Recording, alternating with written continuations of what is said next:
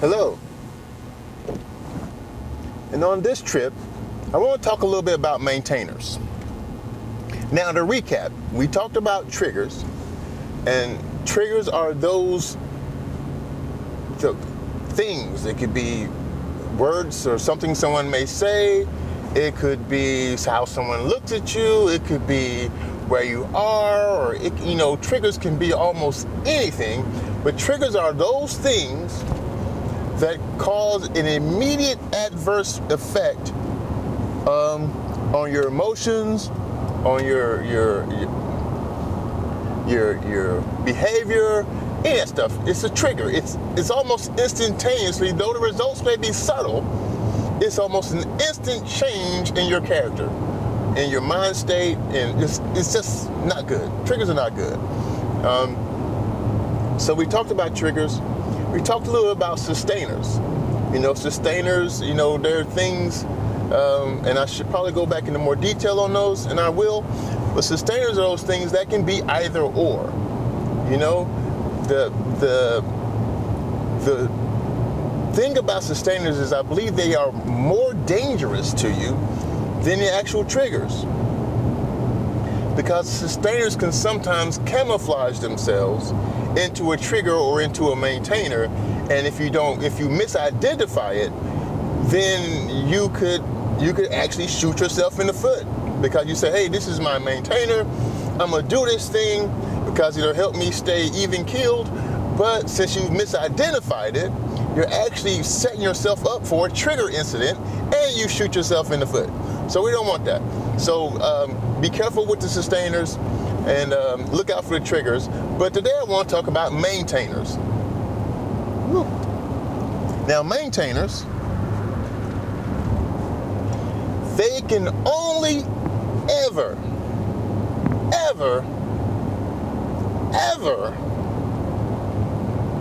be good for you as far as your emotional state and depression, anger. You have your triggers that can trigger anger, it can trigger depression, it can trigger emotional duress. Yeah, your maintainers will never do those things. Like, one of my maintainers is reading and writing, or reading and writing would be two things, but a couple of my maintainers are reading and writing. I love to write and I love to read. Now, there are some stories I've read that have really balled me up. I mean, seriously. About midway, just for example, it comes to mind, midway, maybe a little past midway in the Honor Heritage series by David Weber, there was a scene or an incident that happened with Honor. One of those books, I can't remember which one it was now, tore me to pieces. Tears are just falling out of my eyes. I'm like, I'm in a bad shape because, man, I was feeling it. I was really feeling it. But that's not a trigger. Even though it changed my emotional state, it still wasn't a trigger because it wasn't an adverse emotional state. Listen, mourning is a good, clear, clean emotion. Being sad is a clear, clean emotion at appropriate times. If my dog just died, I'm going to be angry, I'm going to be upset, I'm going to be sad, I may be miserable, I'm going to be brokenhearted and down because I just lost a piece of my life. That is an adequate and appropriate response to that situation. Now, if I'm sitting there at work, maybe it's my night job and I'm fabricating steel, or it's my day job and I'm doing a deck or something, whichever job it is, I'm there at work, and out of the blue, for no reason, somebody walks by and says something, or looks at me a certain way, or behaves a certain way, and all of a sudden, I'm ready. I'm depressed. I'm down. My self-esteem is in the tank. I want to eat a bullet, jump off a bridge, whatever it may cause. That was a trigger, because that was an appropriate emotional response or mental response for that situation. I'm just sitting there minding my business, working, and all of a sudden, bam, I flatline. Whatever caused that was a trigger. Now, me reading a book and it get to an emotional part, or me like watching a Disney movie, those Disney movies get me every time. I know I'm a grown man, with those Disney movies, be careful with them Disney movies, man. They get you. They know how to get you. Anywho, I'm reading or watching a Disney movie and I get overcome with emotional and a tear falls. That wasn't a trigger. That's what they wanted to do when they wrote the story or made the episode. They want you to feel it so you can relate to the characters and you can put yourself into that situation, into the story, so that you can get more enjoyment out of it. That's part of the process with writing a story, is to get people emotionally involved. If you're good at your job, if you're good at writing scripts and movies or writing stuff, you should elicit response somewhere when that person is interacting with your media. Whether it is book or film or plays or poetry or whatever. You want that response. So that is an appropriate response because that's what you wanted and that's what the reader or the audience wants too. They want to be engaged. So me reading books may actually look like a sustainer because it can cause me to immediately change my emotional demeanor, but in fact, that's an appropriate response for what's going on. One of the ways of differentiating between the three is it an appropriate response for what's happening? If I'm enjoying the heck out of myself playing a video game or watching a movie and a commercial comes on, and after I watch that commercial or ad campaign or whatever, I can no longer enjoy my movie.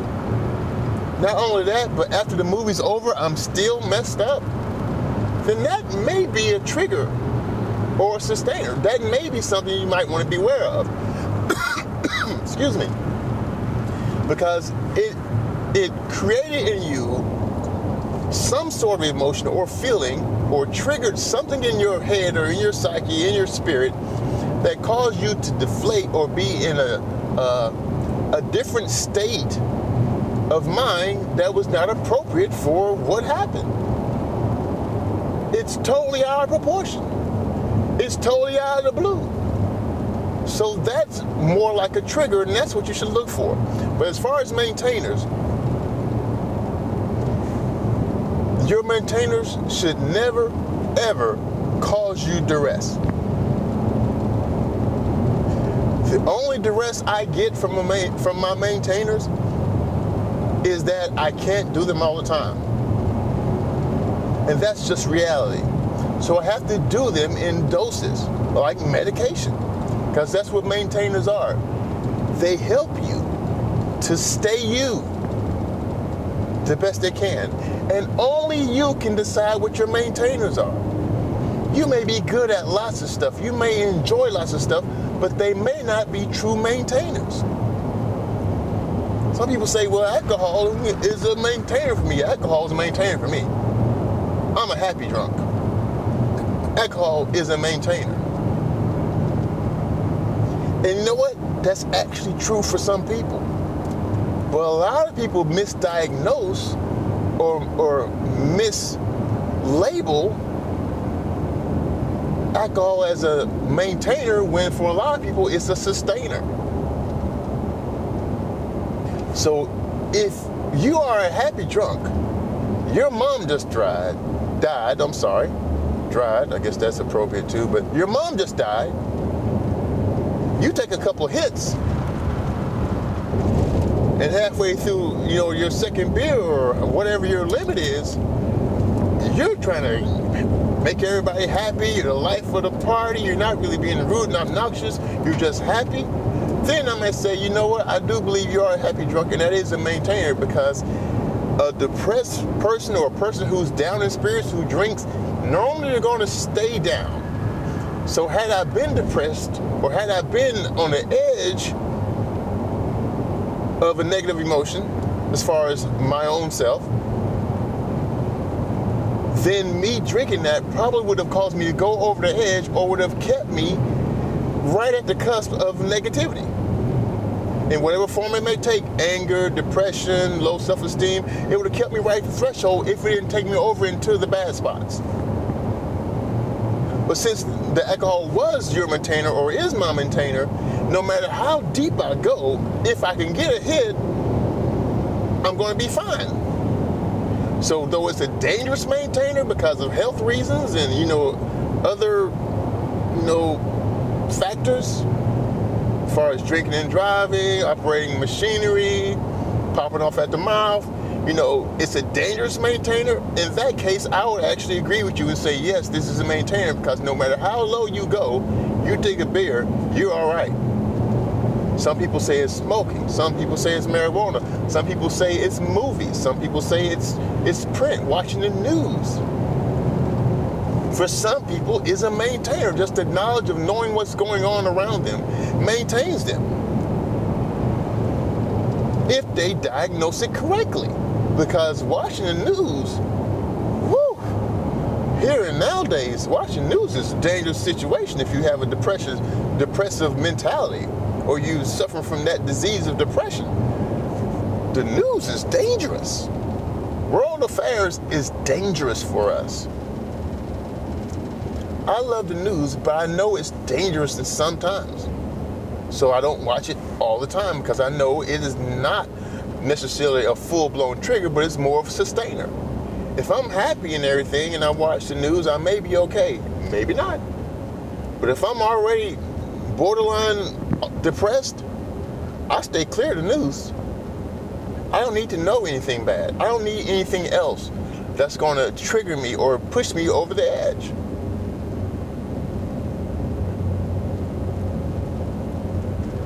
So I want you guys to start trying to pick out and figure out what maintains you. No matter what. I don't care if my whole family just died in a plane crash. If I go out and hit a round of golf, I'm going to be okay. That is a maintainer.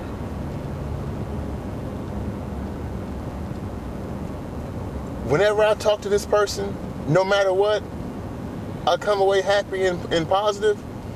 That person may actually be a maintainer. My job, if I go to work, no matter what them doing, the knuckleheads are doing on my job, hey, when I go to work, I feel great. It may be a maintainer. But please, please, please, I beg you, be careful when you're trying to figure out what your maintainers are.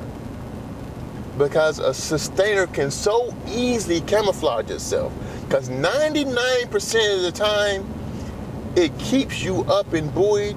It keeps you from having anger issues. It keeps you from antisocial tendencies, whatever that may be. 99% of the time, that's what it does for you.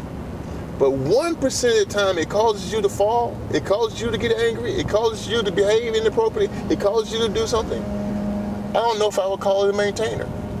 99% is not good enough. In my book, it's too dangerous. This is too important. This is too crucial. Even though maintainers is one of the simplest things maybe to tell you, is so crucial that you get it right. Because when people get it wrong, though they may not realize they're doing it, putting these labels together, they might understand what they're doing. I'm just trying to clarify and put words and labels on all this stuff. There's nothing new. I'm just putting labels on it. People may not realize they're labeling things this way, but when they label it falsely and it lets them down, it's like a nuclear bomb to their psyche. That's when you get people who you say, I did not know they were suicidal. I did not know they were this. I did not know they were that. Because they were so easy for them to maintain, because they recognized what kept them happy, what kept them on an even keel. But when that thing lets them down, it's so crushing a blow. It is so crushing a blow that it causes a full nuclear meltdown. And they get so lost. We can get so lost when that happens. that we just don't fall a few rungs. We fall completely off the ladder. And in those situations, we are so easily manipulated by our environment, by our own mind thoughts. We are so easily manipulated that we can cause ourselves or others serious injury because we've opened ourselves completely to the negative. I cannot stress enough how important it is to get this one right. You screw up a trigger, more than likely, you already had an idea it may have been a trigger anyway, and if it fools you, okay. A sustainer, dangerous, but sometimes it's recoverable. You can recover from it. Dangerous, but you can recover from it. If you mess up a maintainer, that one time could be the last time. Don't fool with the maintainers. Be careful, look at it from all the angles, practice it, try it, make sure that they are truly 100% a maintainer. That's why people say this person is a maintainer. Here I am begging again. I beg that you not put your maintainers in people. Because sometimes they have a bad day too. Sometimes they have an off day. Sometimes they're preoccupied. They're not thinking about what they're saying. And they say the wrong thing or do the wrong thing or whatever. And it's that one time out of a billion that it happens. They're always so considerate. They're always so positive. They always keep me buoyed. But that one time out of a billion, those lottery odds, that one time that they fall short on you, it's probably going to be the one time you need them to be themselves the most.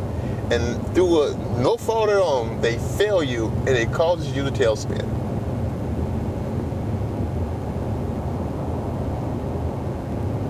My suggestion is, even if that person seems like a maintainer, you label them as a sustainer.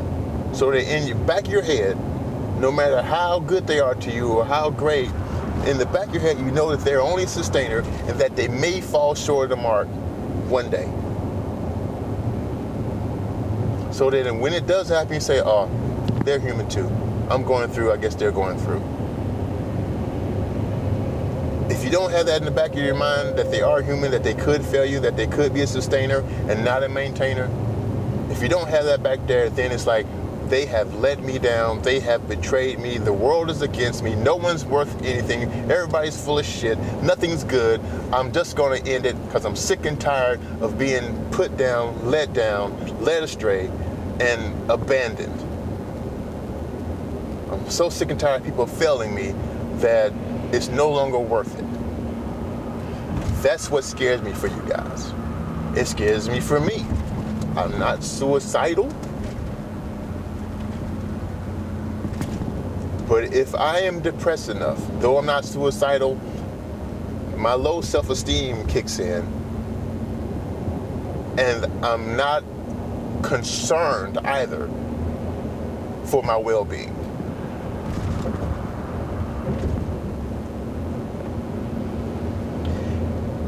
This is going to sound kooky, but it's better. Oh man, I know some people are going to be mad at this, and some psychologists probably call me a crank. But it's better for you to be suicidal than indifferent. Not that I want you to be either, but indifference, suicide will kill you. I love you, I don't want it to happen, but suicide will kill you. It's individual. Indifference kills multiples. Indifference is, I'm going to be careless and drive 1,000 miles an hour, and I'm going to close my eyes and take my hands off the wheel, and whatever happens, happens. That's indifference. That's not suicidal. That's indifference. Indifference is, I'm mad at work because they keep dicking me around in HR and messing with my benefits, and I'm sick and tired. My wife just left me. My daughter died. My father has cancer. I'm in bad shape. No one loves me. No one cares. I'm indifferent now. I'm going to go to work, and the first person who upsets me, I'm killing them all. That's indifference. That's why it's so dangerous. Suicidal is terrible. Indifference is murderous. So to prevent you from getting to those places, we have to correctly label. I can't say it enough. You have to correctly label your maintainers so that you don't set yourself up for those nuclear falls.